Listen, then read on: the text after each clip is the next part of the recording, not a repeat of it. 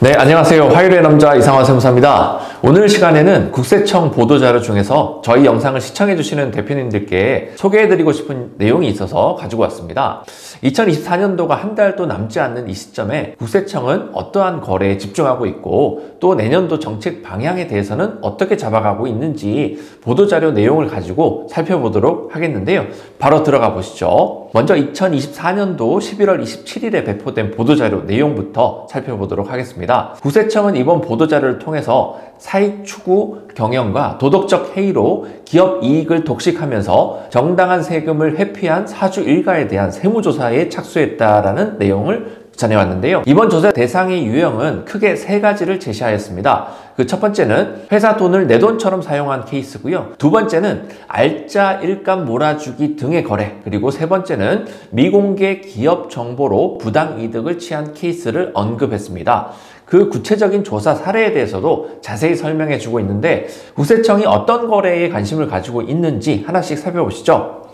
첫 번째 유형으로 분류된 회사 돈을 내 돈처럼 사용한 케이스의 사례로는 해외 호화 주택이나 고급 별장, 고가의 스포츠카, 요트 등을 법인 명의로 취득을 하여서 사적으로 유용하거나 사주 자녀의 해외 유학비와 사치 비용 등을 법인이 부담하는 경우, 법인 명의로 고가 미술품 등을 다수 취득한 후에 사주가 임차한 개인의 수장고에 보관하면서 사적으로 사용한 경우, 그리고 값비싼 콘도 회원권이나 골프 회원권을 법인 명의로 취득한 후 사적으로 사용한 경우 등이 포함되어 있습니다. 두 번째 유형으로는 알짜 일감 몰아주기 등에 대한 사례로는 자녀 법인이 인수한 기업을 사주 법인이 내부 거래로 키워주고 훨씬 더 비싼 가격에 재인수하는 거래, 자녀 법인이 알짜 거래처를 떼어주어서 매출이 단기간 내에 급증할 수 있도록 한 사례, 자녀 법인의 원재료를 저가로 공급하여서 높은 영업이익이 발생할 수 있도록 도운 거래 등을 주요 사례로 소개하고 있습니다. 자, 세 번째 유형으로는 미공개 기업 정보로 부당 이득을 챙긴 사례에 대해서는 사주 자녀가 부모로부터 자금을 증여받아서 상장 예정 주식을 취득하고 상장 후에 큰 수익을 낸 경우와 사주가 미공개 매각 협상 중인 주식 일부를 미성년 자녀에게 증여하여 큰 시세 차익을 분유한 경우 등이 포함되어 있습니다.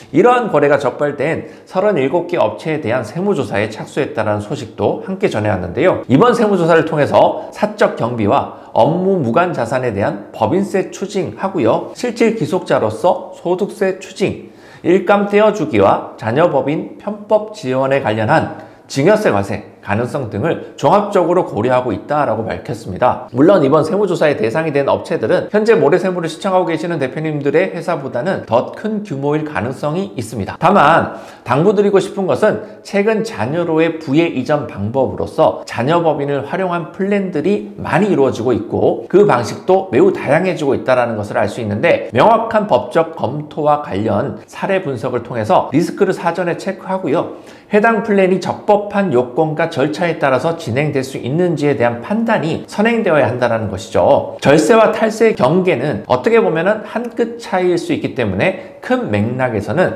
동일한 방법에 속한다라고 하더라도 사실관계를 어떻게 구성하고 어떠한 절차를 거쳐서 행하는지에 따라서 절세와 탈세의 경계선을 넘나들 수 있다는 점을 명심하시길 바랍니다. 대표님께서 계획 중이신 방법이 과거 사례에서 문제가 되었던 적은 없는지, 현행세법 규정에 비추어서 달리 해석될 여지는 없는지 등 주변 지인이 아니라 세무 전문가와 사전에 충분히 검토해 보신 이후에 의사결정을 하실 필요가 있겠습니다. 2024년도 12월 3일에 배포된 보도자료 내용도 소개해드리고자 합니다. 국세청의 감정평가 사업에 관한 앞으로의 방향을 다루는 보도자료인데요. 공정과세의 일환으로서 상속 및 증여하는 부동산을 시가에 맞게 평가하여서 과세하기 위해서 부동산 감정평가 대상을 추가하고 범위를 확대할 예정이다라는 내용이 주요 골자에 해당합니다. 국세청에서는 지난 2020년부터 꼬마 빌딩에 대한 감정평가 사업을 시행해 오고 있고요. 그에 따라서 기준 시가로 신고한 꼬마 빌딩에 대한 감정평가를 실시해서 추가 과세를 해오고 있었는데요. 앞으로는 꼬마 빌딩뿐만 아니라 주거용 부동산에 대해서도 감정평가 사업을 확대한다는 내용이 포함되었습니다. 현행 상증세법에서는 상속 및 증여하는 부동산은 매매가액 또는 감정가액 등 시가로 평가하는 것이 원칙입니다. 그리고 예외적으로 시가 산정이 어려운 경우에는 기준 시가 등 보충적 평가 방법으로 이용하도록 되어 있는데요.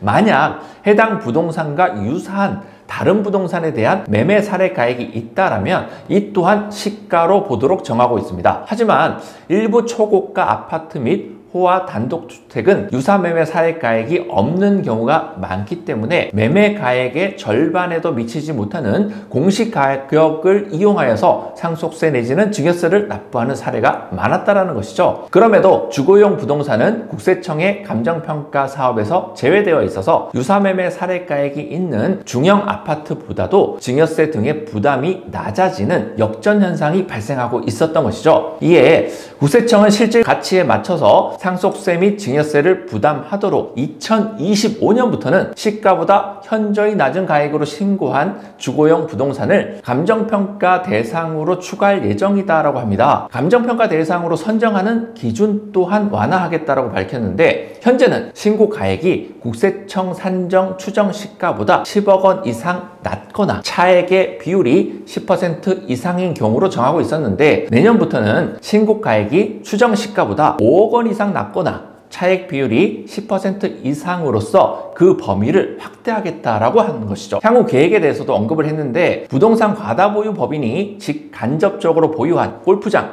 호텔, 리조트 및 서화 골동품에 대해서도 감정평가를 강화하겠다라고 합니다. 현행 상속세 및 증여세법 사무처리 규정에는 부동산 과다보유 법인이 보유한 비거주용 부동산에 대해서도 감정평가를 받을 수 있도록 명시하고 있는데 그 범위가 좀 더 확대된다라고 이해하시면 되겠습니다. 이 보도자료를 통해서 알 수 있듯이 국세청의 감정평가 사업이 점점 그 대상을 확대하고 있고 부동산이 전체 자산에서 차지하는 비중이 50%를 초과하는 법인의 주식가치 평가 시에도 직접적인 영향을 주고 있음을 확인할 수가 있습니다.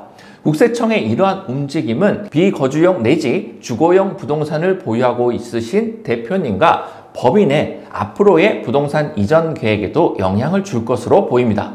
만약에 내년도에 부동산 이전 등을 계획 중이셨던 대표님이시라면 이번 보도자료 내용을 토대로 다시 한번 리스크 체크를 해보시길 바라고요. 대표님 옆에 계시는 전문가들의 의견도 종합적으로 고려하셔서 계획 중이셨던 플랜을 수정할 필요가 있는지에 대해서도 충분히 다시 한번 검토해 보실 필요가 있겠습니다.